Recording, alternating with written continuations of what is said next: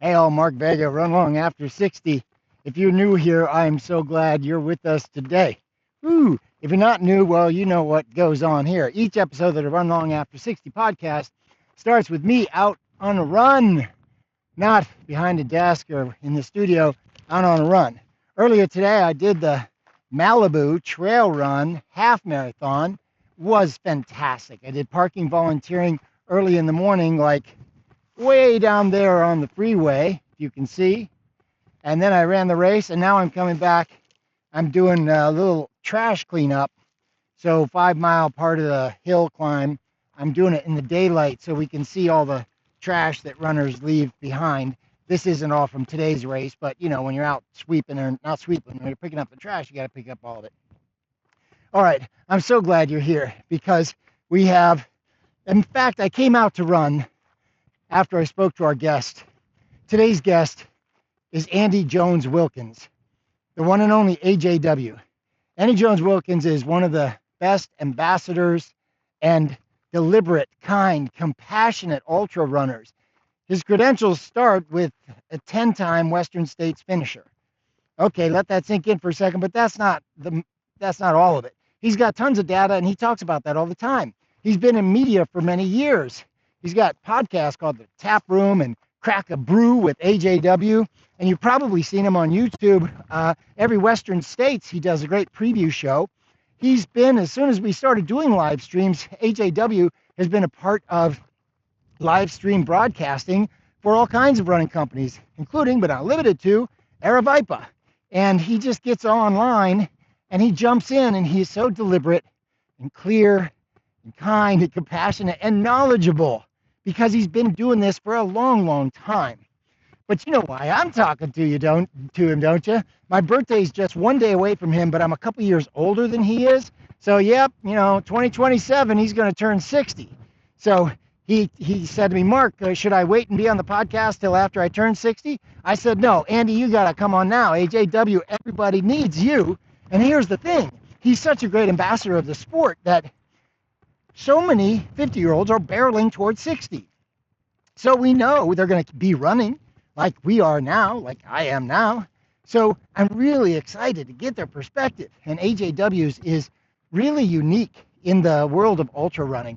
And so I was so grateful that he said yes.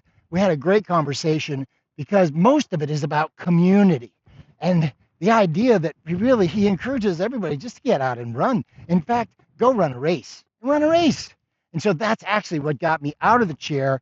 And I knew I had a training day today on a Saturday, and I was supposed to run 13 miles. But I heard AJW in my voice, in my head, and hearing him say, go run a race. So I found a race today where I could run 13 miles, which is a half marathon in the trails.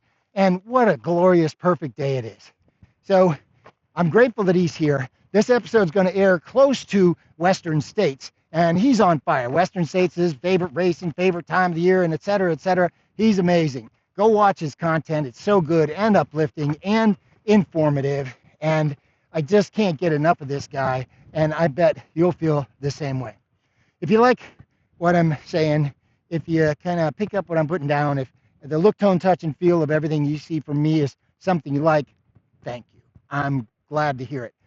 Like and subscribe to the YouTube channel. Would you like the content? Share the content, make comments, and that's how the community grows. Okay, that's enough about me. Look at that one more time. This is so beautiful. I'm out in Malibu today. All right, I think it's time. It's time for Andy Jones-Wilkins. It's time for AJW. Let's go, let's go, let's go.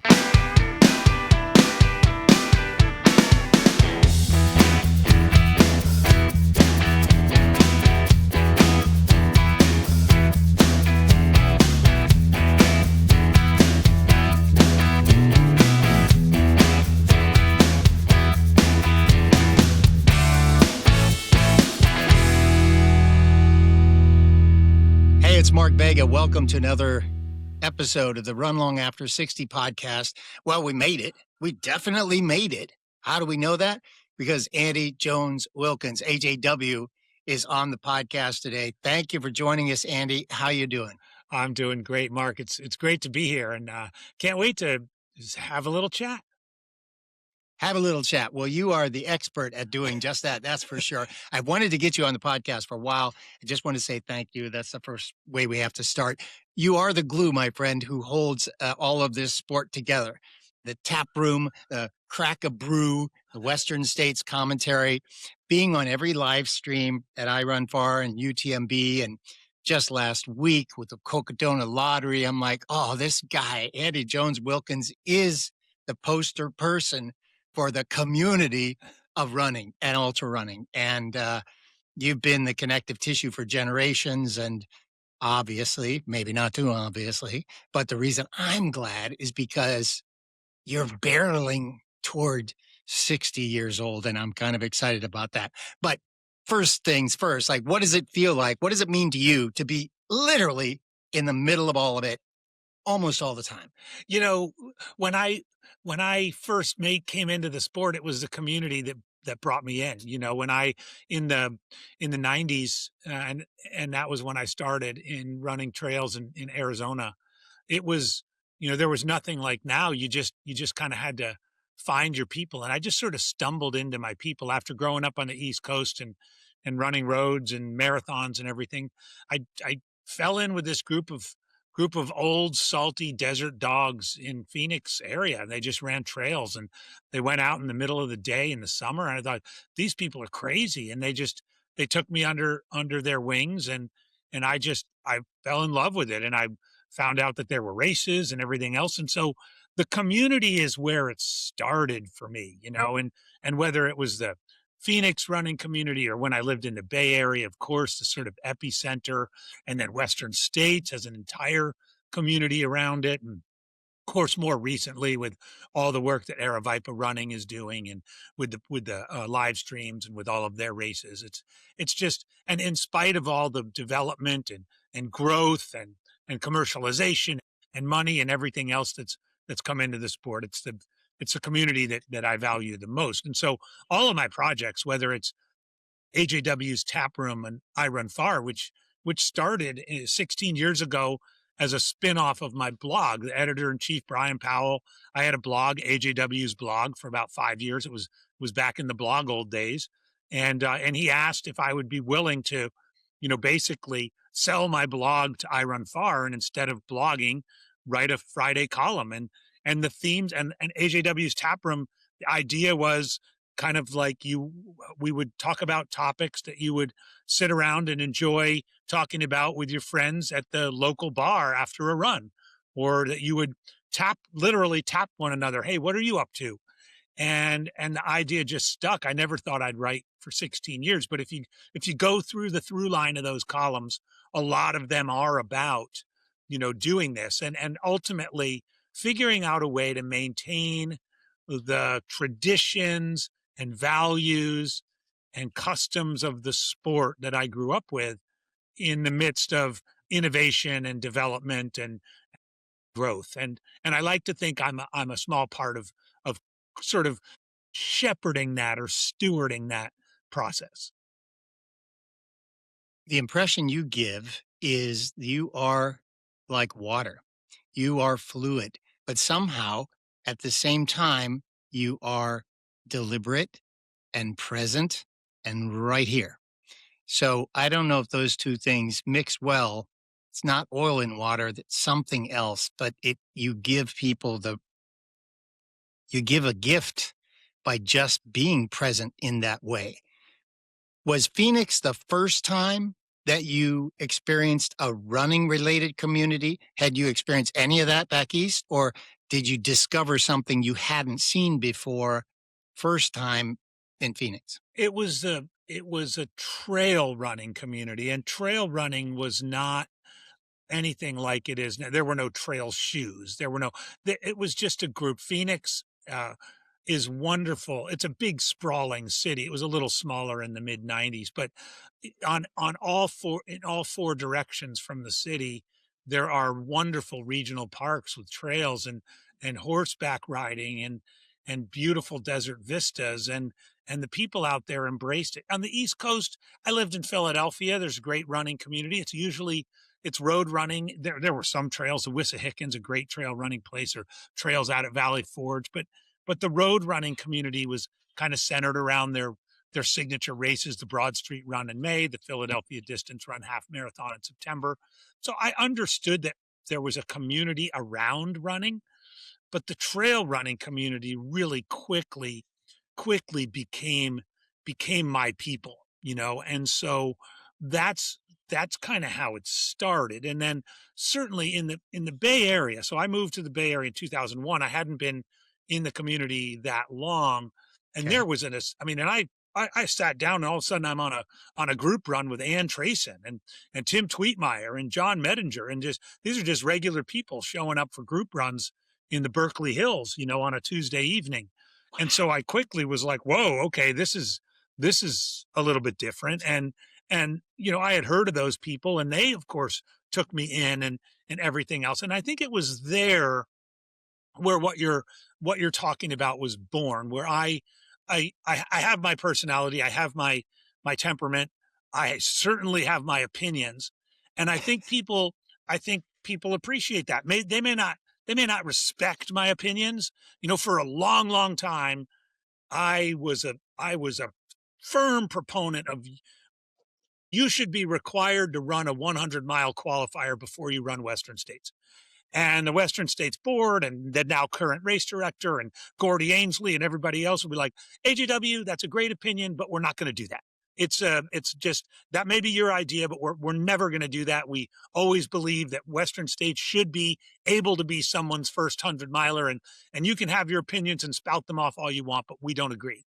But that didn't affect our relationship, my relationship with the race, any of that stuff. And so those are, like, I kind of think, the kind of things that the sport embraces. You can come in and have your opinions. You can have your opinions about pacers and crews and lotteries and all the other and cameras at aid stations and all the stuff that we deal with right now. And we welcome that. But I also think, if you're authentic, the people in this community, they smell a rat from a mile away, right? They smell a slick salesman versus somebody who's authentic. And I learned that from an early age from those desert dogs in Phoenix, and from that basic running royalty I ran with in the Bay Area. So I quickly learned, yeah, you can have your opinions, but you got to be yourself. What a great way to say it, I think. And as you captured those things in writing for so long, it was a treasure trove of, wow, this guy's made such an imprint. As I researched and did a little digging and tried to read, and your voice is consistent. Opinions change with new data, and the cultural norms as they shift, so do you. And that's why I think I'm like, this guy's like water. He just like flows with all of it. So, hey, can I jump in? Because Sure, of course. I want to provide an example.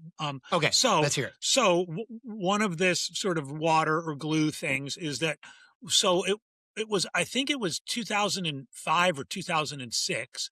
I think most of your listeners probably know there's an annual award, a series of awards given by Ultrarunning magazine for ultra runners of the year, men and women, and performance of the year and everything else. And I was invited. I was still only in my late 30s. I was invited to be one of the voters on the panel, and I was honored. And even back then, I was an incredible student of the sport and a fan of the sport, as well as a participant. And I, for years, was somewhat dogmatic in my voting and I wrote about this recently, of penalizing runners for DNFs. I grew up thinking, DNFs are a sign of weakness and da, da, da, da, da. Well, in recent years, I have to say, and I'm the first to admit this, I have come around. And while I still think it's important for people to do their best to try to finish every race they start, it was actually sort of unfair of me to penalize people for DNFs. And so that's an example of, I had a strong opinion. I still kind of have that opinion, but we're talking about professional ultra runners here, and they might make a decision to DNF, and it's none of my business why, but I shouldn't necessarily judge that just because of my pre-existing values or what I grew up thinking a generation ago. And so I think that's where we need to, even at, in our late 50s and early 60s, be accepting of the fact that, yeah, you maybe can teach old dogs new tricks. Now, I still think there should be a 100-mile requirement for Western states, and I'm not going to budge on that. But I think that's a great example, and it's a great example. This is a meta example. So while the literal terms you just described, understood perfect, but the way you described them is also a great way to capture who you are and how you do it, because you're constantly shifting, not acknowledging what you've said in the past, acknowledging what the position might be. But if if you're becoming the old dog and you're willing to embrace new tricks, I think that's pretty mission critical. So let me take you right to there. You're only 58, or you're going to be 60 in 2027, I think you told me. So you're right here on the cusp of it. Not that I'm trying to make too much of a deal about being 60. It's just that when I stepped into 60, sarcopenia started to happen. My body started to change. Like, what the what? And I'm a baby. You look at my ultrasign up and it takes up the 3 inches, Andy. Like, I just started and I'm 62. So I'm look at everybody's running list and pull up Capture Corbett and the hallowed grounds that you all have been treading on. So, but now you've been capturing this. You're the person who's described it for your years for other runners. You've written about it, analyzed it, comment on about how we navigate the shifts in how the sport goes and how it grows. And but now you're still going to be describing the territory, but now you're stepping into it. This is the next decade, and I don't want to. I pulled up all of you. You've written so much in the past number of years, and you've written some amazing articles that have really, I think, people need to see them. I'll put them in the show notes. But I was trying to figure out, well, how many times has AJW talked about growing old? October 25, you got a column, Racing is a Gift, Javelina at 57, after doing it when you were 40 years old. November 2025 column, Western States and the Stages of Life, Levinson's Life Seasons Framework. February 2026, Mixing It Up, 3 Ways to Combat Motivation Loss as an Older Runner. March 2025 column, The Need for Speed, Navigating Faster Training with 2 Replaced Hips. So that's a lot, but I just wanted to try to bring it into the conversation that you're not waiting to get to 60 to think about being in this space and running at 60. I know that. We clearly know about that. Maybe take us right here. You had both hips replaced in 2023. Left one in February, the right one in October. And then you finished Cocodona, 254 miles point to point in Arizona. You love it. You start at Phoenix. We start there, 117 hours. So that arc is extraordinary. And I've talked to people with replacement hips and they say, man, it's like I'm a baby. It's like I can't be stopped now. Talk about that part. You're in your 50s. You get the hip. You decide to get hip surgeries. You do it. And it's as though you've been reborn. This is my version of your story, not yours, right? Talk about that. Well, talk about that. Yeah, I have a 58, almost. I'll be 59 in September, and so okay. I have a 58-year-old body, but my 2 hips are toddlers. Right, they're 2.5. So they're barely, and that's sort of a joke. But a couple of things on that. First of all, my hip journey was a long one. I did have a couple hip resurfacing surgeries, one in 2015 and one in 2018. Ultimately, that didn't work for me. I know it works for a lot of people, but it didn't work for me. Fortunately enough, I was able to find these 2 brothers, the Evangelista brothers, who are hip surgeons in Scottsdale, Arizona. I was lucky enough to find them. The one brother does pure hip replacements. The other does revisions. So Perry Evangelista does revisions. And he was the one who I went to. He's in his late 30s, kind of a classic, cowboy orthopedic surgeon, but really, really good, kind of with all the cutting edge stuff. So they had all the fancy new implants. My hips are both ceramic implants, so there's none of that metal allergy stuff you can get and everything else. So, I mean, I did my research, I did all this. I said, Perry, I've got to tell you a little bit about myself. And he's like, don't worry. There's a gal here who works in the office and she knows who you are. So she looked you up and told me who you were. So you don't need to explain all that, which I think was really good, because I didn't have, whoever the woman was, she's an ultra runner also. And she's like, oh no, Perry, Dr. Perry, you need to understand this guy's not like normal. This is not just going to be a normal. So anyway, he was very cool about that.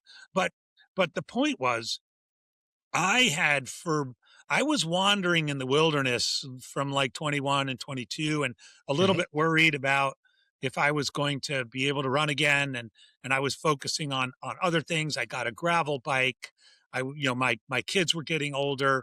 My wife was working on a sort of later in life career change. I was transitioning to getting out of education and focus on running things 100%. And I was like, well, let's just try this. And then it worked. And I think, to me, the key thing about this aging process, at least, and I'm a few years younger than you, is you have to be patient, both with recovery, with trying to solve problems. I think the patience has a double-edged sword. It takes longer to build endurance or lose weight or get acclimated to altitude or get acclimated to heat or whatever it is you're trying to do. It takes longer. It also takes longer to lose those things. I think there's science behind that the older you get, you're gonna hang on to your endurance longer. You may not hang on to your speed longer, but you're gonna hang on to your endurance. It takes patience, and this is a lot of what I've written about in that Running and Aging series. It takes acceptance. It takes acceptance. So when I was down in Arizona, I embraced running in some fixed time events. There's some great fixed time events that Air Viper Running puts on, where you can just run for 12 hours. Come as you go, run as long as you want or as little. It's perfect for older runners. You can sit and rest. You can try and get it's flat. It's a controlled environment. You've got bathrooms right there, all the stuff, right? And so it was patience with the process of my hips, and acceptance with where. So when I came out the other side of these hip replacements, when I realized, okay, this is the new me, and I had follow-up meetings with Dr. Evangelista, and he was like, well, I know who you are. I'm not going to stop you. You have unlimited activity. You can do whatever you want. He said, the only thing is you're probably not going to be able to do it as fast as you once did. Not just because you're older, but just because you're limited. And he was right. He was right. I have had to come to grips with myself to see my name in the results far below people I used to be ahead of.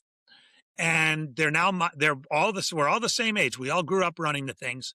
I used to beat them in our 30s and 40s. They beat me now. I just have to accept that. And once I realized that I was going to be patient and I was going to have acceptance, then I was like, full steam ahead. Here we go. The horizon is there. Let's try and still break 24 hours. Let's at Javelina. Let's, continue to run 100 mile run a year at least. Sign up for Cocodona, maybe another 200 someday. Let's just do it. Let's go for it. And that's where I am now. The timing of those decisions and that analysis after the hips in 2024, it also looks like you finally hung up your teaching credentials, right? So you retired from teaching, but you took all the arrows in your quiver at that time that were still running, coaching, writing, podcasting. That's a major restructure, or it could be seen as a major restructure from the outside anyway.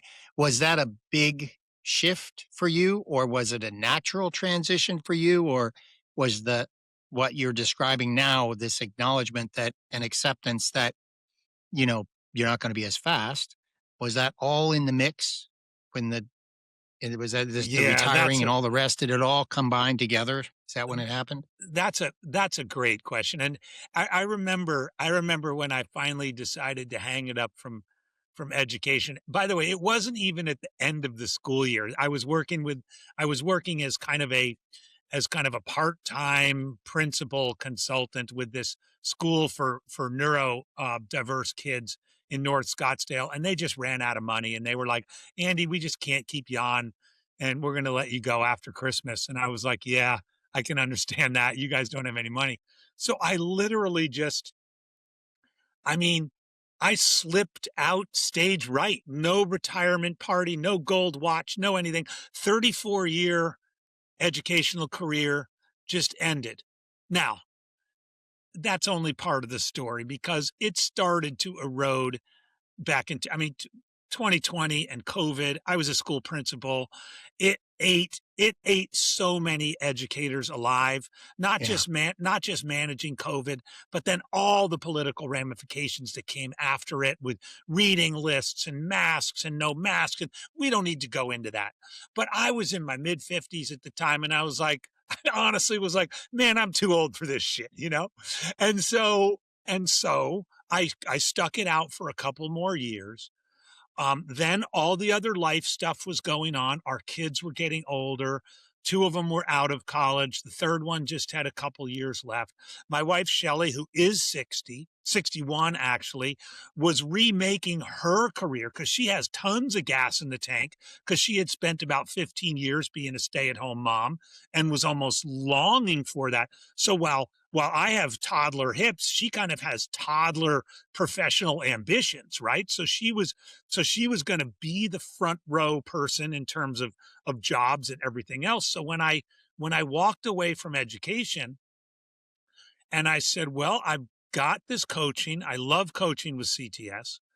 I've got my column. It doesn't pay a ton of money, but it pays some money.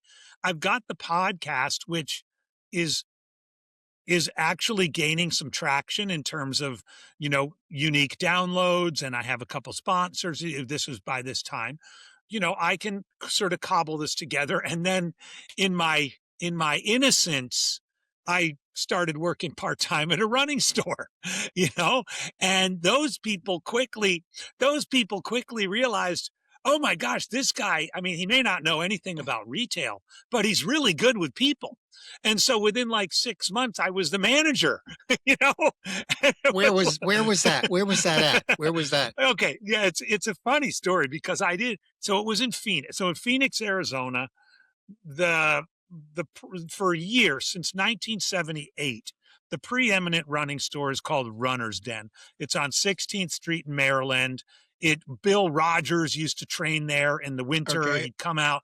It's the old school running store, right? Okay. Well, they were the founder and owner eventually retired. His son didn't want to take over the business. He didn't want to sell out to like Fleet Feet or any of those. So there was an operation in town called Soul Sports that had stores in Scottsdale and Tempe and the other side of Phoenix from Runner's Den. They offered to buy Runner's Den. So they bought Runner's Den. At around the same exact time, I started working part-time at Runner's Den. I was literally 2 shifts a week, slinging shoes and everything else. And I loved the old school vibe, all the same crusty old people that ran with me 30 years ago would come into Runner's Den and sit around and talk for an hour and a half and buy one gel, Right. And so the Soul Sports people buy Runner's Den. And next thing you know, they're like, hey, we need a manager at the Tempe store. Boom. So in 2024, when I left education, I started February 2024, I started part-time at Runner's Den. By February 2025, I was the manager of the Tempe store, working full-time, doing inventory, hiring and firing, doing all that stuff. Like, oh, what have I gotten myself into? At the same time as I was coaching, podcasts, everything else. Now, that was a wonderful, wonderful year. And as we talked about before we came on the air, my wife, Shelly, career focused, got a wonderful job opportunity here in Corvallis, Oregon. So I had to step down from Soul Sports. I was a manager there only a little bit over a year. And I have to admit, I have have gone into the local running store here and suggested if they needed any help.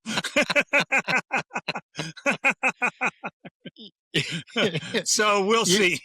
Because, I love this so much because you're a known quantity.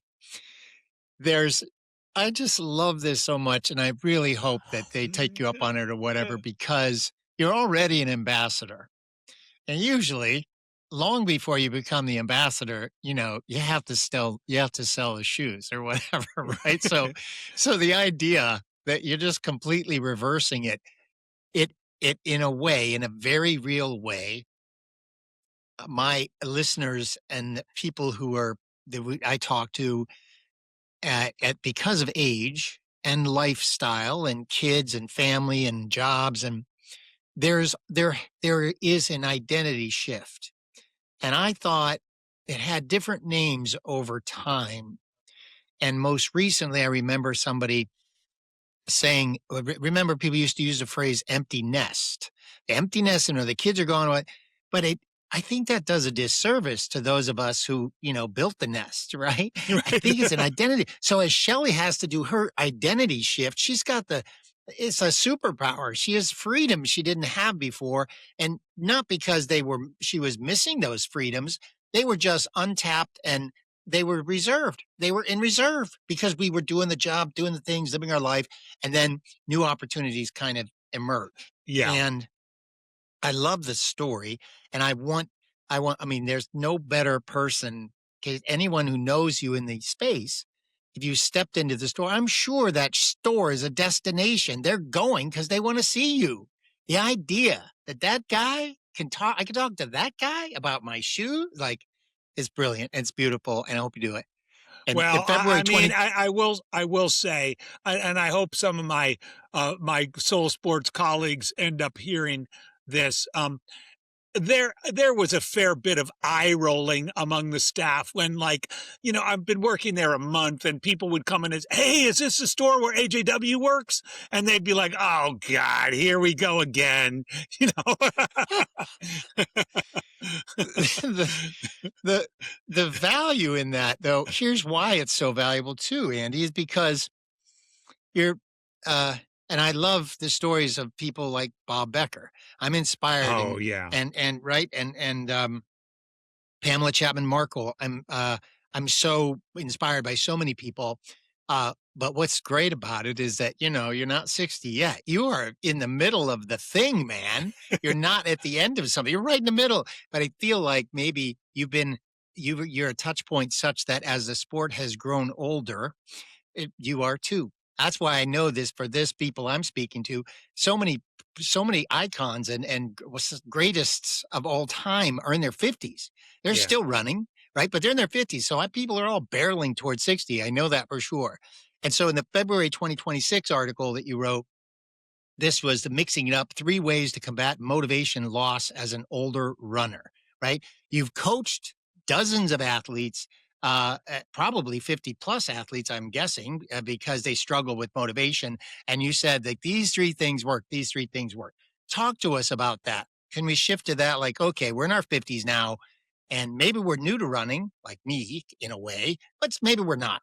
So, and we know identity shift is happening for everybody. It really does happen, I think, but we can still have a lack of motivation. So talk to us about that as a coach. Now this is Coach Andy talking about people in their 50s like, oh man, how do I stay motivated? I have an athlete that I've been coaching. He's actually my longest tenured athlete, Henry Bickerstaff. He lives in Oklahoma. He is 71 years old. And I've talked to him about this a lot because he asks, I've been working with him so much. He's asked, so how's the coaching going? And motivation for the 55 and over, particularly men,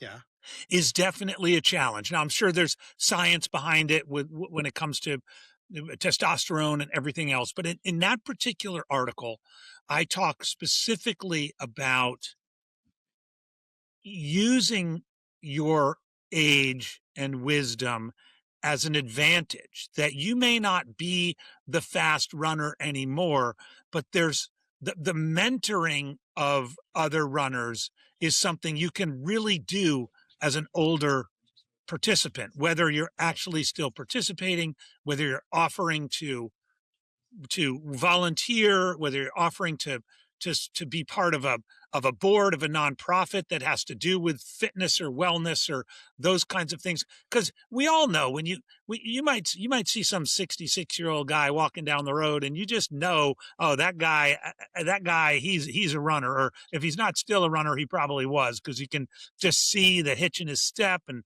little weathered skin and whatever else. Like you kind of know when you know, and there's certain wisdom in that. I mean, and I think it's funny, like, I mean, this has happened to me on more than one occasion. Like if you sign up for a 50K or something, and there I am, an old guy with my ratty shorts and my handheld bottle. And typically with like 5 miles to go, I'll pass like 6 or 7 people, and they're usually young and they've bonked and their quads are trashed and whatever else. And they'll come up to me afterwards and be like, how old are you? And and then it's like, well, and then someone else will overhear it and be like, oh, do you know who this guy is? And whatever. But I do think staying motivated by helping other people, and I don't just mean coaching, but just like helping other people, getting people into the sport or helping other people stay in the sport is a real good way to get motivated. The other is just small victories. Maybe you haven't signed up for a race in a while, and so you just put a race on your calendar. Your kids are coming, again, oh, you're older. Your kids are coming home for Thanksgiving. Let's get them all to run a turkey trot. Let's get all the kids and maybe even the grandkids, and we'll all do the turkey trot. And you put that on your calendar and you're like, well, I started this. All the kids are coming home and we're doing the turkey trot. I better have my act together enough to do the turkey trot, right? So these are almost hacks for staying motivated. And then, I mean, really just embrace where you are in that moment. I mean, that's part of my challenge in going from being in front of the packer to being a mid to back of the packer. So many people ask about like, how do you do it? Isn't it humiliating to be in the back of the pack? And I'm like, you know what? Now I know what a picked over aid station looks like. Now I know, now I say, look, I used to go to a race website and look what the course record is. Now I go to a race website and look what the cutoffs are. It's beautiful. Oh man, you are preaching to the choir right now. That is beautiful. That is beautiful. You've probably run more or watched more elite runners in their 50s and maybe 60s up close than anyone else, I suppose. What are the ones who keep going well? What do they have in common versus the ones who, maybe never figured something out? So some people stop. They just stop. That's the attrition makes it so that, oh, look, not as many people signed up for this race. Consistency. I'm reminded of Frank Bozanich. I think Frank's almost 80 now. He lives in Nevada. I mean, however you measure consistency, whether you're a streak runner, we know there's a lot of those at this age demographic, whether you're a streak runner, whether you're, you have a mileage target every week, whatever it is, you're going to consistently go to the gym twice a week and make sure you do your strength work, whatever it is. That is by far the number one thing that keeps people in it. And conversely, if you're inconsistent, you're much more, because when you were 30, you could miss a week of running and you'd probably bound. You miss a week of running in your 60s, 50s and 60s, and it's almost like you're starting over, right? Or you fall. We all fall, and we fall a lot more in our 50s and 60s. And you fall, and you know how it is at this age. You fall, and the first thing you do is you're like, okay, I'm still alive, right? And so once you know you're still alive, it's like, okay, what hurts? And then you quickly look around to see if anybody else saw you fall. Hopefully no one did. And if if they did, hopefully they're young and nice and they'll help you, right? But then you're like, okay, then you have to get up. So then you know, maybe it's hard to get up. So you maybe have to grab something to get up, or then you get up and you're like, okay, am I dizzy? Did I bang my head? Is there blood anywhere? But trust me, there's a metaphor here. And then eventually you sort of start walking, and then you start going, and then it's like, oh, okay, that wasn't so bad. But then you wake up the next morning and you're like, what the heck's up with my ribs?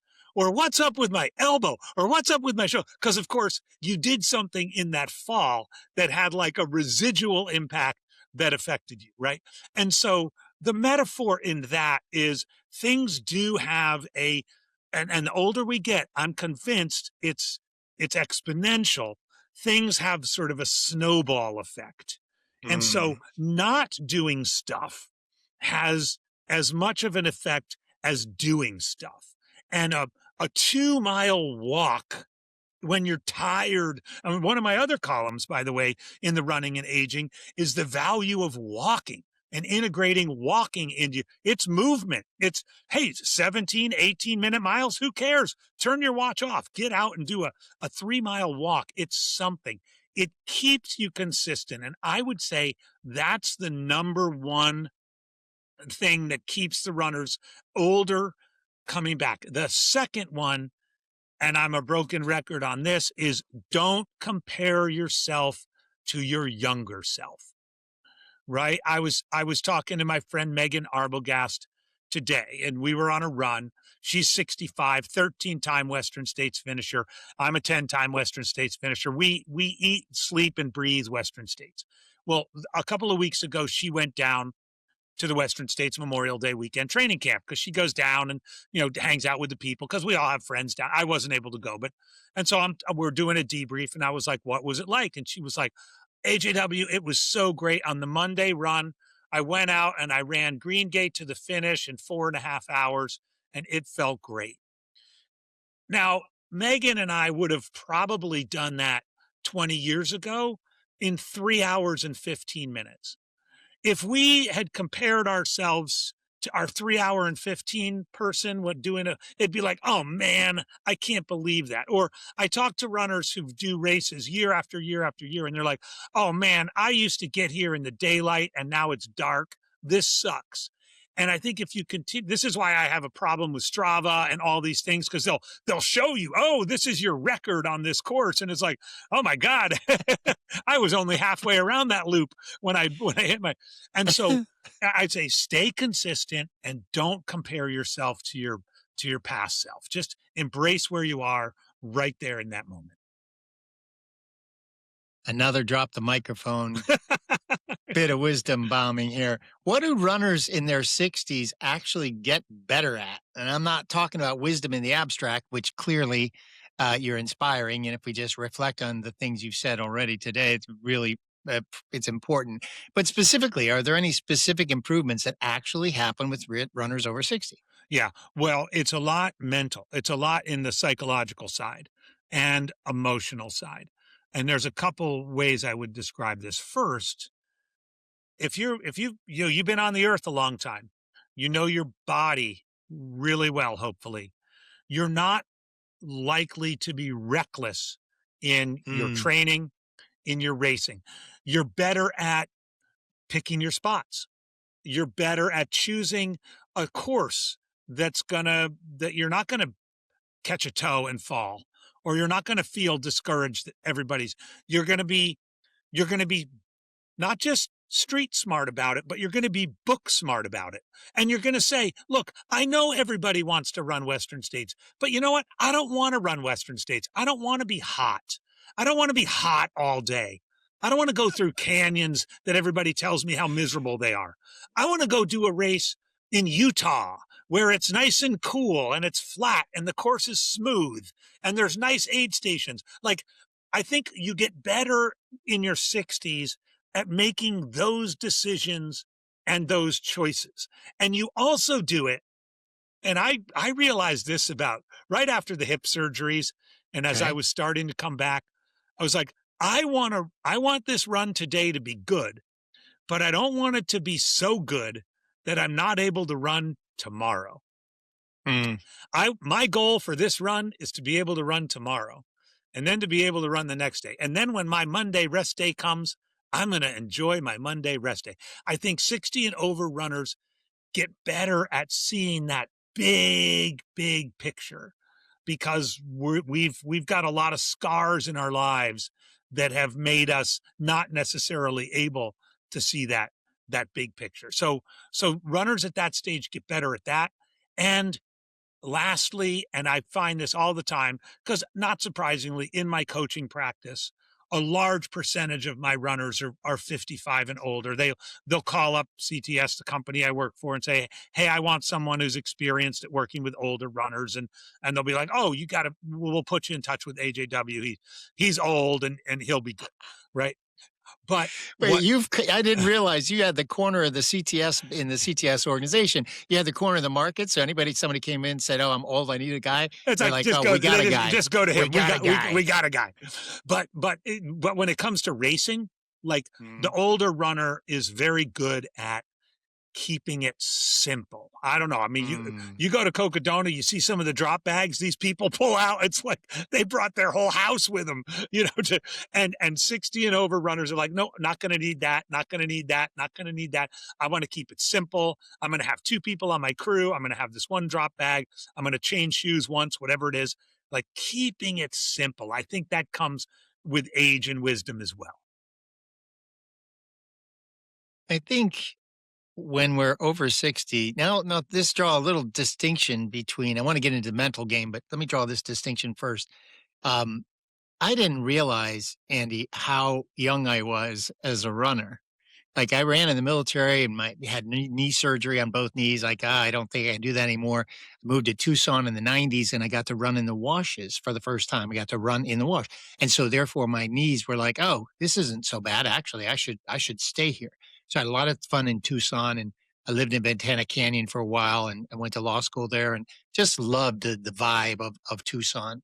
And, still do, but ultimately it got road races and history and life came along, and here we are many years later, and I wanted to run long distances. But what you're just pointing out is that there's knowledge that comes from just being on the earth in their 60s. But if you're going to run this, if you're going to get into ultra running, you really do have to understand the logistics and the mechanics and the physical elements of the events. And so I just learned this over the last couple of months, mind blown, but I didn't know all the things that I needed to know, even though at 60 I'm going to run long and I'm going to, right? So I have my 60-year-old toolkits, but I didn't have the toolkit that I actually needed to understand, what does it mean to run 100 miles? What is the format of the race? Why are there different formats? Are there different formats? Like I didn't know all those things. So I was a student of the sport and have been ever since. But what you just articulated, I think, is not just about time on the earth, but it's also, you have to pay your dues to really support and understand what ultra running is. And early on in the podcast, I had the opportunity to interview Paul James Johnson, who was one of those 3, over 60 guys. They finished Cocodona. And in the middle of the podcast, I swear he's looking at me and he kind of understood for a split second. He said, "Oh, Marcus, I get it." Said, "Yeah, you want to run 200s. That's great. That's great. You can do it. But I'm going to give you an invitation. Why don't you come out to Cocodona and pace me, crew me and pace me? You're going to see that from a whole different perspective." And of course I jumped on the opportunity and I thought, what a great idea. But had Paul, he didn't know me. I'm a complete stranger, dude, just celebrating the dude finished Cocodona. What an outstanding community member in service to me on a podcast. And he's like, "Oh, come on out." And I did that. I took him up on that. I was able to be part of his crew and paced him 44 miles from Munns Park to Wildcat this year. And transformative experience, Andy, because I got to have boots on the ground and really see how it worked and understand the people all around, right? So I think I'm really grateful that I'm in my 60s and been on the earth all this time and all the arrows in my quiver from my life experiences. But I needed time on ground and in the community, not just racing. I had to participate in other elements of the sport to really understand it. And the very first thing you said today was, oh, it's really been about the community. But I couldn't understand what that really meant until I went there as a member of the community, celebrating other people's coming across the line and really towing the line and understanding how things work.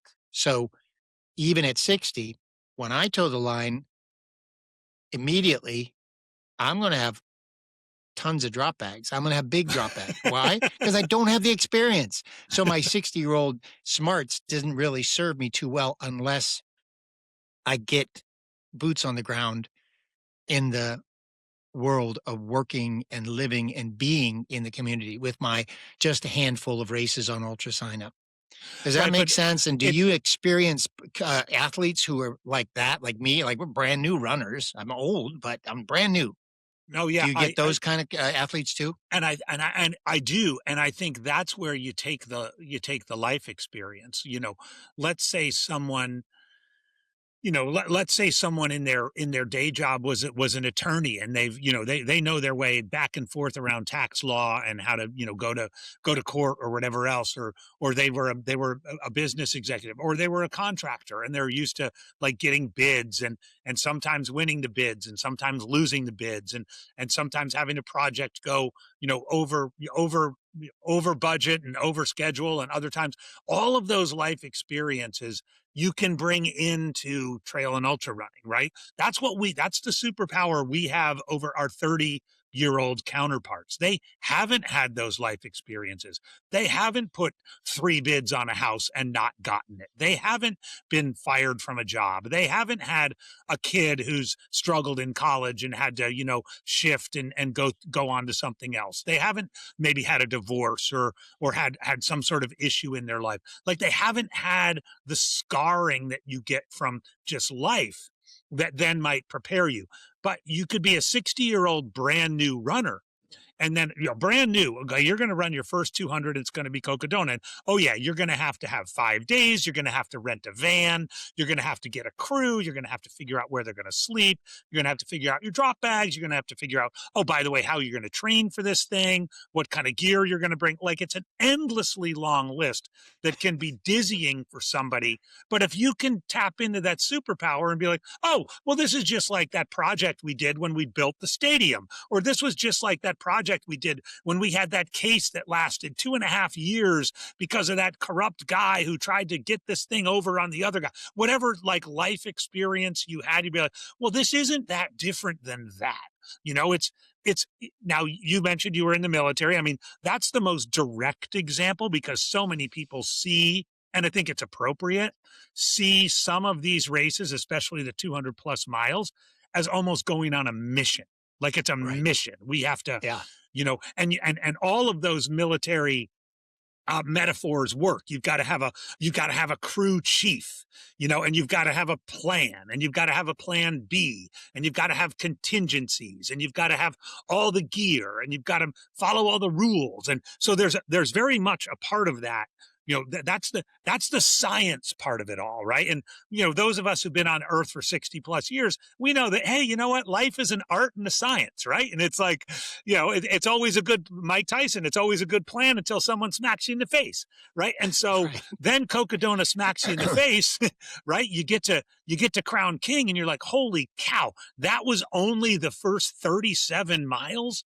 I have 220 more to go, and that's again where sort of that kind of life experience comes in. So when I'm working with older athletes, I'll try to tap in with that, because as you might expect, older athletes who maybe they played football as a kid or something, but then they had 30 years of being in a career and having a family, and and now they've discovered this thing and they want to do it, and they're smart enough to be like, I can't do it alone, and so they sign up for a coach. That's exactly where the conversation happens, where it's like, you know what? this is not that different from the rest of your life you've had. You're just going to have to reframe it a little bit. Perfect. That's perfectly said. I remember decades ago when somebody said I should take up golf because you're going to be a lawyer. Lawyers have to play golf to get clients.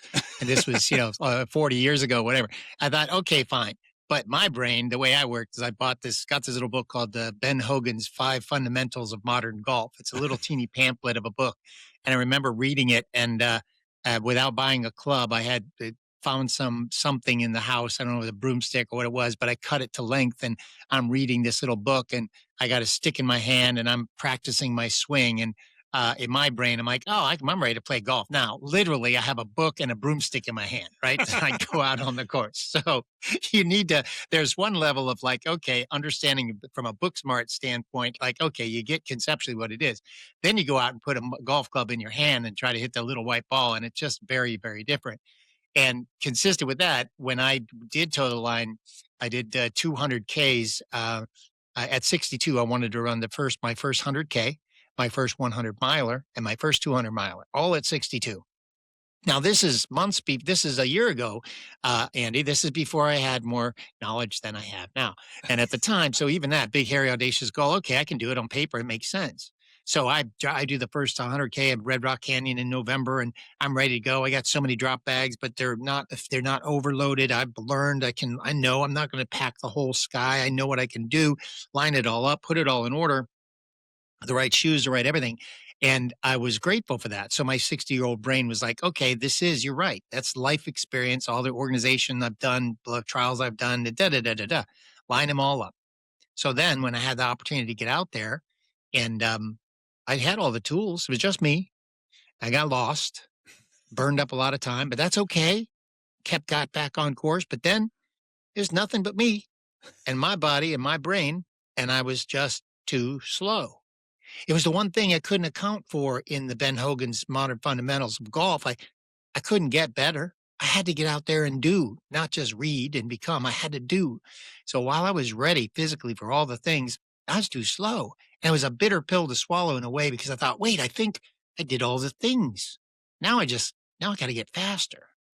But in the moment, in the desert, I was grateful to problem solve. I got so lost. And I mean, it's in the desert. It's like I could see all the mountains. I wasn't actually lost. I could tell where I was at on the earth, but man, I was not where I was supposed to be. But in that moment, my guess is in your 60s, you've got athletes. What's the biggest mental mistake that non-athletes, non-elite runners, make heading into their 60s? Not about physical injury or things like that. What kind of mental things might take them out? Well, of it's a little race bit or an effort.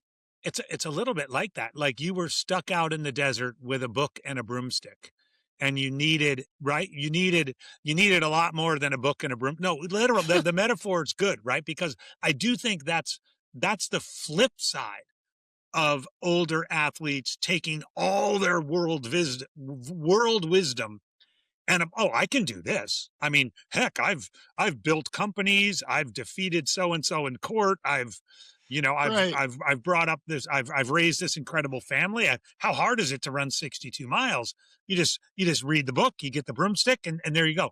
And it's like, eventually you have to execute, right? You actually have to execute. And that's honestly, that's the flip side. And I think sometimes because of that worldly age wisdom, it can come with a little bit of, oh, well, I know more than these young whippersnappers. I'll be able to do this or do that. And right. And you, until you do it, you actually don't necessarily know more than those young whippersnappers. Now, I think as you get older, experiences are illuminated and amplified, right? I've often said one of the brilliant pieces of AJW Running, the company that hosts Cocodona as well as Avelina, a bunch of other, is they are in the experience business. yes, they have great races. They have lots of they have Black Canyon and Cocodona, but they're in the experience business first. And the experience is from the first runner to the last runner. And each time you have one of those experiences, you go away wanting another one. And each time you have one of those experiences, whether they're successful or not, whether you end up lost with the broomstick in the book or not, you're going to learn from that. And I think as you're older, it's like, well, time's running out. I better learn from this a little bit more quickly than I might have 30 years ago, because I don't necessarily have a ton of time to keep learning from my mistake. If I keep making mistakes, next thing you know, I'm going to be 70 and I won't have as much time to make any more mistakes. So I think that's a little bit of the yin and yang of the wisdom. You don't want, wisdom is good. Hubris is not, And so I think you want to find a way to balance those scales as an older athlete, and also accept the fact, again, patience and acceptance. Now, have you ended up doing the 100-miler, or are you taking a step back? Thank you for that question. None other than AJW using the word hubris about me in my podcast. Oh my God, I am humbled. This is the best. This is going to be the best soundbite of my life, even if it just plays over and again in my head, because you nailed it. That's right. Because that is the other side of the extreme. Like, wait a minute. I can't act like I can golf just by reading Ben's book and swinging the stick. And I didn't think I was doing that, Andy. But when I was out there in the desert, I'm like, oh man, yeah, I lined everything up. And I was proud that I was able to find my way back. I knew where I was. I was definitely off course. I had to, it's in the middle of years. There's no path that's marked, right? But I was able to get back where I had to follow the rules, get back in there. And then the race director was cool enough that day, as I was timed out a couple aid stations later, but I said, look, got my pacer here, my friend here, and we're in the middle of the desert. Can I just give you my bib? My goal was to run my age in miles. I'm 62. Can I just finish it, even though I'm out of the race? He said, go for it. Nice. And so that night I was able to, in the desert, finish my 63 miles, and I was very happy about that. Towed the line a couple months later. Sean O'Brien, Los Angeles, 100K, timed out at one of the earliest stops. Scratched my head. Leona Divide, I towed the line, my first 100-mile towed the line, had run at the 50-mile race the year before. I was geared up, so trained, so ready, and just nothing was going to stop me. I get 50K in, and I get pulled too slow. So at that moment, I reconfigured everything in my head, pushed Bigfoot off for next year, paced and crewed Paul James Johnson at Cocodona, and everything shifted, Andy, because I really learned and understood that I really learned a lot. And that made me very, very kind of happy. So I did tow the line. Did you try to get into Sedona Canyons? I didn't, but Paul got into Cocodona next year. So I'm excited to kind of be there, and I can service work for him. I did sign up for Run Woodstock September 11th. It's a 100-mile race in Michigan. Loop course, 16-mile loops, total of 9,000 feet of vert and 100 miles. So that's my next race. I am going to finish myself a 100-mile race. And as it turns out, my birthday is the end of September, so I may well still finish my first 100-miler at 62. So what day in September? September 11 and 12 in Michigan. September 11th. That's unfortunate. Yeah. Yeah, I'm September 25th.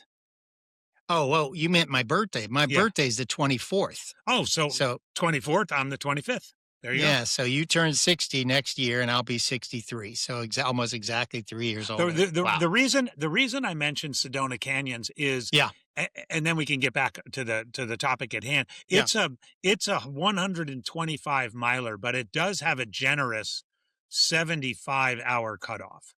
Now to have it be a Western States qualifier, you've got to do 52 hours, but it's a generous enough cutoff, I think, where it's an accessible 100+ miler for older people. I think that's great. Catra Corbett suggested, pushed me into it. She said, Mark, you got to go run the Grand Masters too. Go do that. Over 50, you can do that. So I think she's right. Pamela Markle was like, well, come on, I've done 10 keys more than anybody else. Go do the keys. I'm like, dude, come on. Yeah, that's like you telling me to go to Badwater. Well, eventually, yes, but Not yet, but Pamela Markle did tell me that, you know what I'm going to do? I'm going to break Bob Becker's oldest finisher at Badwater, which means she's in her 70s, which means that she's got to get to the next age group category in her 80s to beat that record. I love that. Now that's how you finish strong moving forward, right? So Western States. Let's talk about Western States. It's 3 weeks away. You've finished it 10 times, top 10 it 7 times, and you've done the commentary and coverage for that for years. And you, as a live stream host, most recently the Cocodona Lottery, you stepped in and make it flawless and make it feel fun and make it feel connected. And that's amazing. When I started watching, when anybody started paying attention to Western States, your name and your voice comes into play. It always does. So does Western still teach you something now that you know it so well and it's so important to you? What does Western States continue to teach you? Well, I mean, it's my favorite race. It's there's nothing like it. I'm being a big sports guy, it's kind of the Wrigley Field, Churchill Downs Masters golf tournament of trail and ultra running. It's a historical trail going back to the gold rush times. It's a historical race. Now it'll be the 53rd year. It's not the most best scenery. It's not the best anything necessarily, but it is the best race in that it just oozes, tradition and culture and community. When I first ran Western States, I ran it in 2001. It was a very different era back then. I was able to get into the race by the lottery. Back then, the lottery, believe it or not, you had like a 50-50 chance of getting in the lottery in 2001. Wow. I ran it. I got my butt handed to me. I said, this race is too big.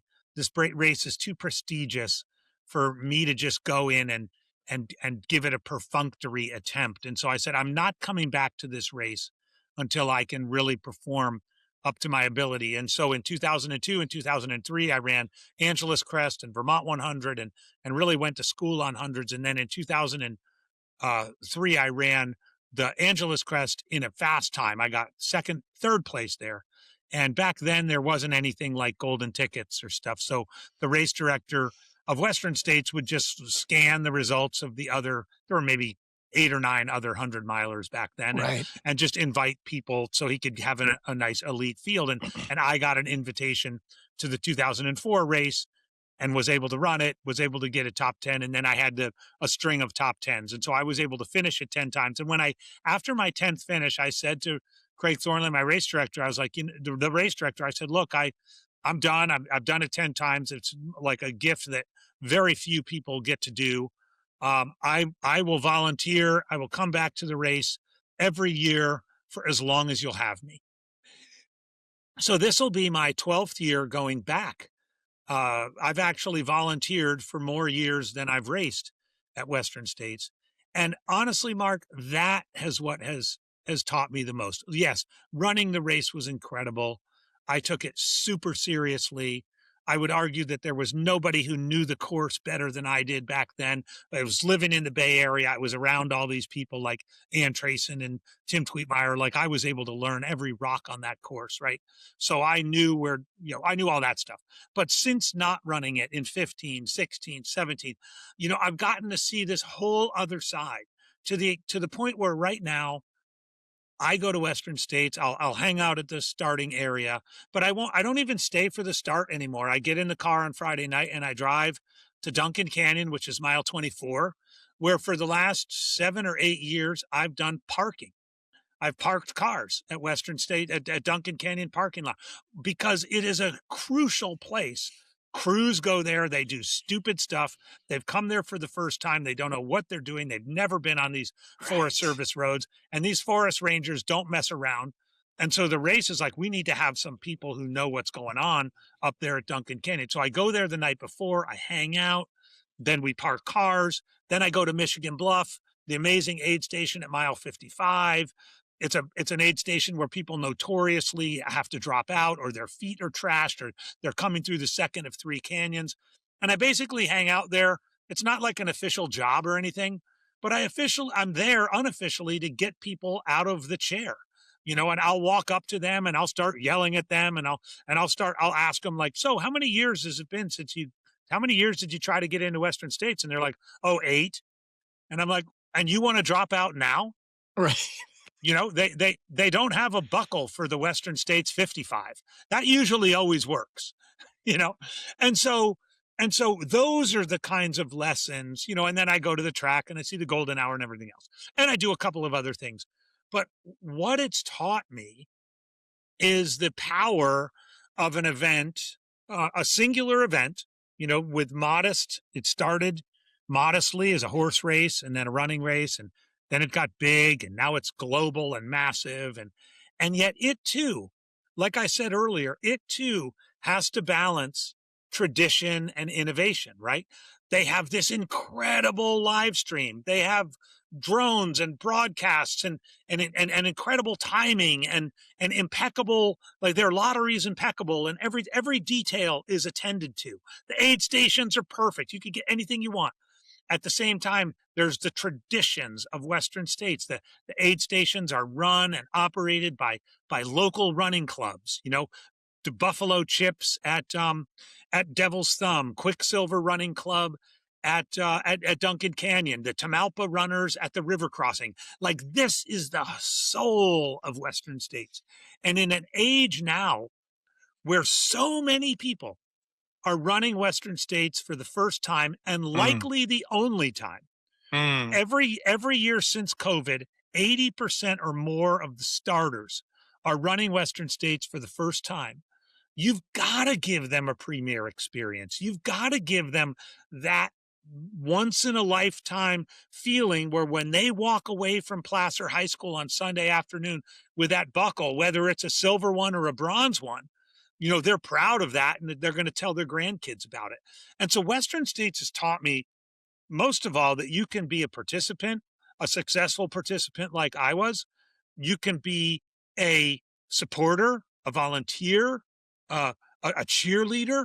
You can be anything you want. And one of the frustrating things, and I get it, I totally get it, that people are very frustrated that it takes so long to get into the race. And I understand it, and I wish that wasn't the case.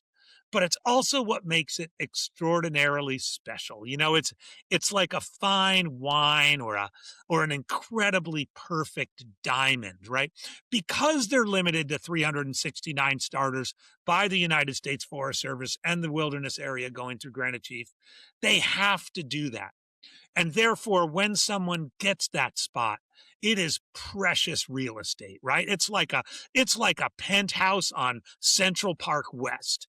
And you better take care of that and cherish that experience. And what Western States has taught me is that, like, that's something that it's literally priceless. And so in this age of commercialization and UTMB and whatever, Western States stands as a beacon of, yeah, but you know what? There's still Western States, and that's why I say this all the time. If you want to see AJW, just come to Placer High School on the 4th Sunday in June and listen for the loudest guy there, and you'll find me. Without you, the characterizations of Western States would be lacking. Without you, the understanding of how important legacy races are in the sport would be unknown or lacking. And so I'm so glad that you are there.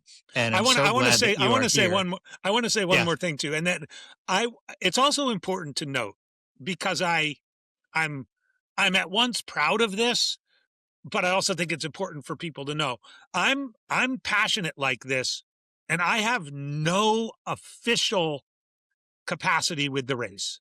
I'm not a board member. I'm not on staff. I volunteer, but I'm not officially associated with anything. I don't get a I don't get a media pass when I go to Western States. I just go like a regular person. And I think I just happen to be a regular person who's very enthusiastic and has been going to the race for 26 years. But I want people to know that too. Like, you know, I don't get a front row seat. I don't get to go behind the ribbons like, you know, like the media does or anything else. I stand there at the finish line outside the fence like everyone else. And I think that's the beauty of Western States too. It's egalitarian. It's, you know, once you get in, honestly, once you get in and you run the race, you get it. You get all this stuff I'm talking about. Until then, you're like, blah, blah, blah, AJW, there he goes again talking about Western States. I'm so glad you clarified that because I hadn't really thought about it, but I guess subjectively, if someone's asking you, what do you think that guy does in the race? Because I see him all the time. Yeah, it would be easy to make an assumption that says, oh, yeah, well, he's been there for so long. He's connected. He does this and that. So I'm glad you made that little disclaimer. Never thought of it, but it speaks to the heart and soul of community in the first place, which again was the very first words that tumbled out of your mouth today. And it makes so much sense. And now I'm just so excited, and I'd be sitting and listening to you for hours and hours and hours. And in some ways, before this conversation, I did just that already. So, and I loved every minute of it. So, listen, you're a couple years younger than me, almost 3 years to the day, almost. This is it. What does the best version of your running life at 60 look like? Not what you're supposed to say, but what do you genuinely want it to look like? I want to, you know, running as much as Shelly probably wishes it wasn't the case. Running is like it's not just something I do. It's a big part of who I am. Right. Well, I talked earlier about I'm going to run enough today, but not too much so I can run again tomorrow. You know, so years ago, I was up in the hills above Oakland running with Kevin Sawchuk, another, by the way, 10-time Western States finisher who committed 10 years. He's a doctor. He's an ER doc or an ER doc in Kaiser in the Bay Area. And he committed 10 years of working medical at Western States, which is a tough job, by the way. After his 10th finish, he worked for 10 years doing medical at Western States. And we trained a lot together. We had some battles in races and we often on these runs up in the Oakland Hills, we would throw out philosophical questions to one another. And he said, and this was in our competitive years, he's like, AJW, we're like 18 miles into a 30-mile run. He's like, so if you had a choice of running this year, it was like, we were in like May, we were in our final tune-up for the race. He's like, if you had a choice of running your best 100-miler, you know, sub 15 hours, podium at Western States, maybe even win it, and never run another day in your life, or you're never able to do that ever again, but you can run 3 miles a day for the rest of your life, which would you pick? Now, mind you, we're both in our 40s at the time. I said, without missing a beat, Kevin the second, 3 miles a day for the rest of my life. And I'm here sitting 20 years later, Mark, and I would say the exact same thing. If you said, if someone came down from above and said, AJW, we're going to gift you one more run at Western States. We know you've done it 10 times, but we'd like to give you a chance to do it an 11th. But if you get to do it, now there's thousands of people who want to do it, but you're so great, we're going to give you a chance to do it. But in exchange, you don't get to run for the rest of your life. Or you can turn this down and go with what's behind door number 2 and run 3 miles a day for the rest of your life. I would totally pick that. And to me, that's what running into my 60s looks like. Now, I have other goals about that, but Mark, I just want to be able to keep running. You know, going out my door here today and just running a 7-mile loop or going out and being able to run with my sons when they're in town, or hopping into a group run, when I go down to Auburn, or when I'm out at Hard Rock doing the race at Hard Rock, or if I'm able to run, when I'm doing like just being able to do it. That's what it looks like. Now, I mentioned earlier my toddler hips. In my younger years, and this is a little bit of the kind of geek in me, in my younger years, I had a 16, I'm not a streak runner, like run every day, but I had a 16 consecutive years streak of running 3,000 miles a year. And it's a number that I sort of started in my early 30s and was able to just sort of keep going until my hips kind of gave out. And then after the hip replacements in 2004, I was able to run 3,000 miles, barely. I think I had to do like 320 miles in December to get it done.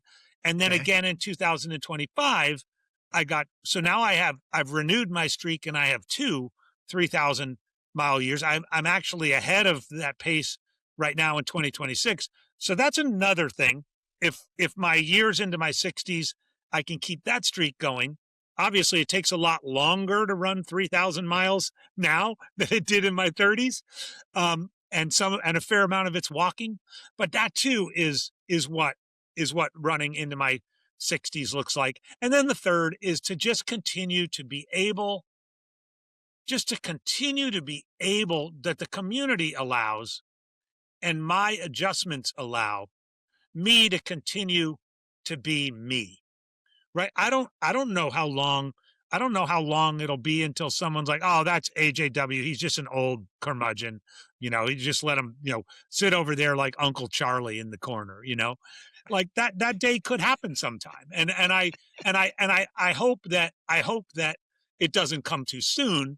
And that's part of why I continue to work to try to embrace the things that are new and that are part of the sport and that are exciting, at the same time as the things that are traditional and, in my view, important and grow. So being able to get that 3 miles a day, maybe hitting that 3,000 mile a year streak, and holding off Uncle Charlie as long as possible.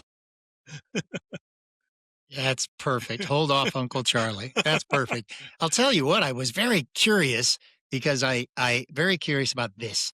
I'm thinking when this podcast conversation ends, I'm so curious to see what and how it impacts witnessing the AJW, like hearing it in person, right? Like this in person. Many times, and this has just happened, as soon as I hang up, as soon as we end this thing, I got to get out there and run. And often it's because the vibe, the look, tone, touch, and feel, the person I'm speaking to, we might have covered a lot of things because we're older and a lot of things.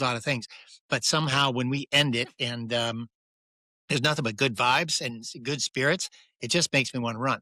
So I want you to take it personally. You make people want to run, not necessarily run away from you, but I'm telling you, you make people want to run. And what kind of a legacy is that to leave, huh?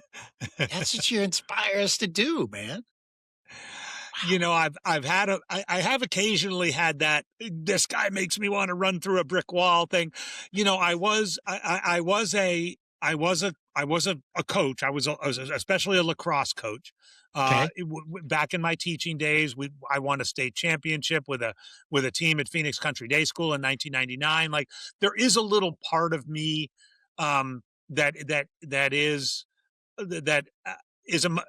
I sort of pride myself in kind of motivating people, not in that sort of motivational speaker TED Talk kind of way, but more in that kind of on the ground. This is why, I sort of joked about the Michigan Bluff getting people out of the chair thing but when you said I make people want to run, I think it's worth circling back to that. So for those listeners who don't know, Michigan Bluff comes at mile 55 of the Western. It's a historic old mining town. There's maybe a dozen houses there, and it comes at a critical point in the race where runners have just traversed the two deepest canyons. They've traversed Deadwood Canyon and they've traversed El Dorado Canyon, and they come up to the rim of El Dorado Canyon and they get to Michigan Bluff, and there's a large aid station there, and there's drop bags, and they can see their crew.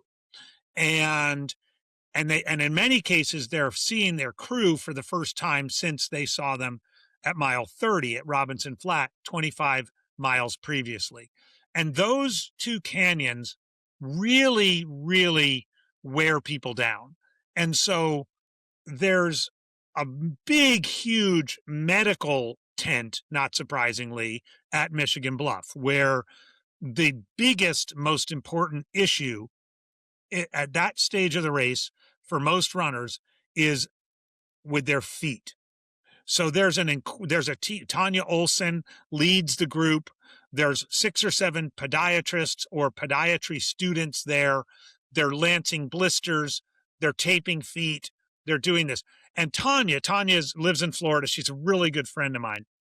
I'll be over by the aid station, or where all the other kind of people that are hanging out, the Michigan Bluff Social Club, we call it. They're kind of hanging out, having beers and whatever. But every so often, Tanya will raise her hand and say, AJW, we got one. And that's code for me to come over and start talking to these people. And that's where I might say, there's no buckle for the Western States 55, or did you really, pay $500 of entry fee and thousands of dollars for your crew and your wife and everybody and all the Airbnbs and stuff to drop out at mile 55? Like, I'll just throw out all the insults and all the this and that. But it tends to motivate people, right? And over the years that I've been doing it, invariably Sunday morning comes and everyone's around the track and we're getting ready for the award ceremony, and someone comes up to me and like, man, you were such a jerk to me at Michigan Bluff, but I finished and here's my buckle, And so I guess it's kind of cool that I make people want to run, because it is at the end of the day, it's such a fun thing to do. It's such a freeing thing to do, whether you do it alone a lot, like I do, whether you do it with groups a lot, whether you do it sometimes alone and sometimes with groups, whether you do it fast or slow, or, I think it's just such a thing that, it just makes life better. And to me, that's enough to keep me going. It does, and it is, and you are inspiring. And Michigan Bluff thank you for setting it up for people if they haven't heard before.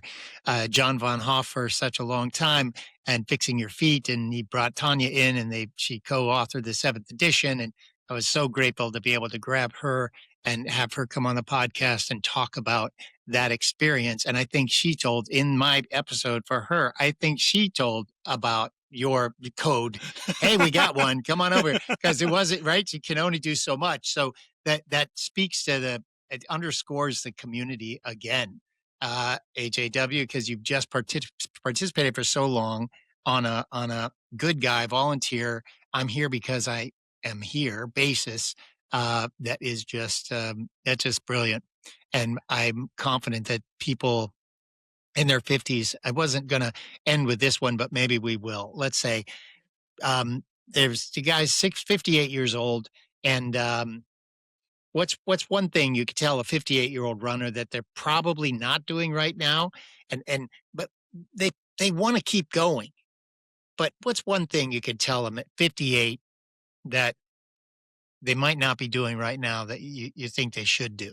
What is it? There's the smart answer would be, go to the gym more and do strength training, really pay attention to your nutrition, pay attention to your whole body and sleep and all of those things. Well, I'm a 58-year-old guy and I don't do any of that crap. I have bad nutrition. I have bad nutrition. I hardly ever go to the gym. When Shelly drags me to the gym, I go to the gym. So I probably should. And maybe when I finally hit 60 or this body completely falls apart, I mean, some people would say, well, that's why he's got 2 replaced hips. He never went to the gym. You know, I would say what the 58-year-old guy or gal should really do is just do what you love. Do what you love, right? If you only have an hour a day and you want to run for that hour, then run for that hour. If you only have an hour a day and someone tells you need to do strength training, or then do strength training for that hour. If you're blessed enough, maybe you're semi-retired or something like that, and you have 2 hours a day, you'll figure it out. Whatever it is, do what you can with that hour. That's going to make you like a better person, a better version of yourself, rather than spending that hour scrolling your phone or watching television or whatever else. I mean, I think we Gen Xers are right now. We are we're the ones. We drank out of the hose. We are, I mean, my kids are like, oh my God, you really? Your mom just said, come back for dinner? And yeah, exactly. Yeah. And then my son's like, wait, you really had a party at your fraternity where at the end of the night you drew 2 names and they got on an airplane and flew to St. Thomas for 4 days on a vacation? Yeah. That was the era back then in the 70s and 80s. And like, we're like Gen X, we're the last vestige of that. Right. And so if I'm talking to other 58-year-olds, I'd be like, just do what you love. Sure, you got to take care of yourself. You got to make sure you get your annual physical and whatever they make you drink to make sure you don't have colon cancer and all that crazy stuff. You got to do all that, right? But I also think you got to just do what you love, because it goes fast. I mean, it's really true. It's really true. The days go by quickly, and the days go by slowly, and the years fly by. And so you just got to do what you love. That would be, and again, I don't mean to poo-poo nutrition and strength training and those things. I don't mean to sit here and say those things don't matter. But, at the end of the day, you're going to do what gives you the greatest amount of joy. And that would be the best advice, because if you spend all your time strength training and worrying about nutrition, and then you still don't make the cutoffs, or I'm sick of this running stuff because it hurts too much, right? Then you're not. I mean, running makes you a better runner. I mean, it's the sad truth, but it does. Andy Jones-Wilkins, AJW. This is wisdom bombs like always and like never before, all at the same time. You're amazing, man. Thank you very much for joining today. I will keep an eye out on you now that I know we're just a day apart in our birthdays and just 3 years apart. 3 years apart, sometimes that's a long time, but sometimes it's not long at all, right? Mark, thank you, man. Yeah. This has been fantastic. Any questions for me? Like, come on, you got to have a burning question for me. But we did it. We covered it all. We're going to get to Western States coverage soon enough. Well, I mean, yeah. If I get to fire one back, what do you think?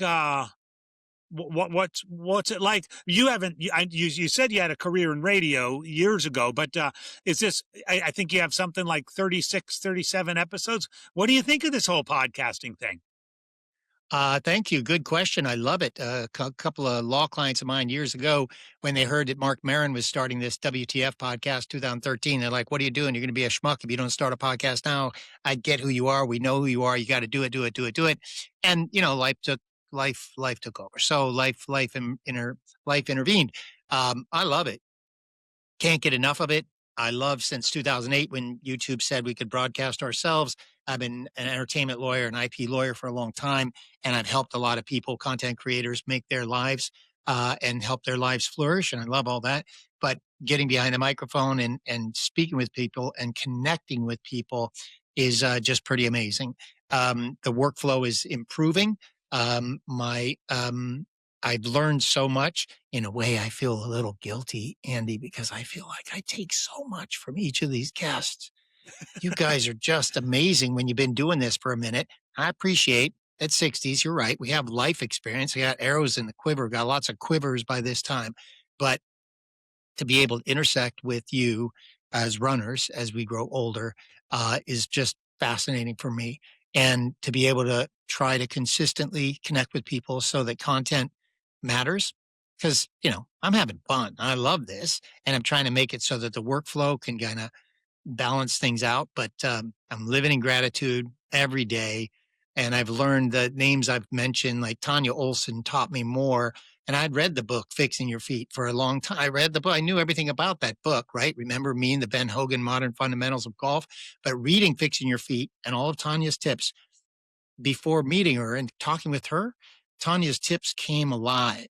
Michigan Bluff came alive for me. So I'd read the book, but I got to touch the touch and listen to her. Same thing happened. Same thing is true with you. Taproom is one thing. Cracking a Brew, what a title. I love it. You've been doing all these years. The iRunFar articles, everything makes so much sense. But to see it and hear it and see you say it and to see you, connecting with an audience like this, it's really fulfilling. It's really satisfying. And every I take away something, every single time. And I think this time what I'm going to take away is don't ever forget the joy, Mark. Yeah. You're doing it because you love what you're doing. So keep at it and don't put too much pressure on yourself and remind yourself that you already read the book. Now go live the life. You read the book. You know what it looks like at 100K, 100 miles, 250, 200 miles. You know all that. Now go get boots on the ground. Get out there. John Parks and Pete Livingstone, two guys I talked with earlier on episodes talking about Bigfoot and their Bigfoot experiences. And they were like, get boots on the ground. Go sweep the course, man. Get out there. And that way you alleviate the pressure on yourself. When we pretend that it's just about the racing, we miss 90% of the word you used, the experience. Mm-hmm. So it took me a minute. I didn't realize. I thought I'd read the book and get out there and run the races. And now, Andy, I'm so grateful to realize that no, this very moment, this very experience, this hour and 31 minutes speaking with you is volumes of experience that I can take with me the next time I lace them up. And I'm grateful for that. Well, I'm going to take a little lesson from you too. I have a podcast also, Crack a Brew with AJW. It's a lot of fun. It's really talk showy. It's like a blend of sometimes elite runners and sometimes just purveyors of the sport. And what I found in this conversation that was really noticeable compared to the many, many other podcasts I've been on is how you, Mark, are an active listener. I remember my mother-in-law referred to my father years ago as an active listener. And we just thought he was just quiet and sitting there. But she, as a wise now 88-year-old, she realized, this guy's listening and also really paying attention to what is said. And I think there's a fair bit of podcast traffic out there that's kind of following a script and going through a series of questions and asking about this, that, or the other thing. And we all know the trail and ultra running podcast universe is relatively crowded. But I think that quality that you brought out of this interview of actively listening, truly paying attention to what I was saying is something that I'll take away going into, my next few podcasts going into Western States. Because as you might expect on Crack a Brew with AJW in June, it's all about Western States. Like, that's it. So thank you, Mark. Thank you so much for having me on. And thank you so much for being such an active listener, and good luck in that 100-miler. Thank you, Andy. It's been an absolute joy. I will see you on the trails, and I'll see you on the trails. Thank you.